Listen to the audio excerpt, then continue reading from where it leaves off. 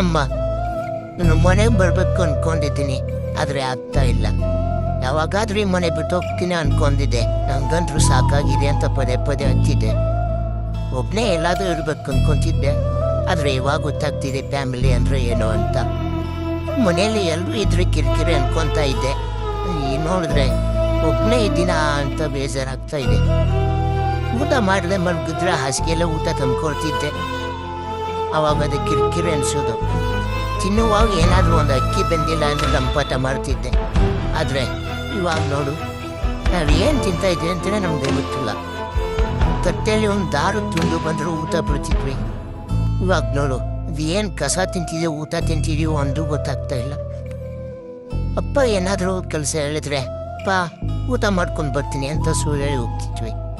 ಆದರೆ ಇವಾಗ ನೋಡು, ಊಟ ಮಾಡ್ತಿದ್ವಿ, ಯಾರಾದರೂ ಕರೆದ್ರೆ ಊಟನೇ ಬಿಟ್ಟು ಹೋಗ್ಬಿಡ್ತೀವಿ.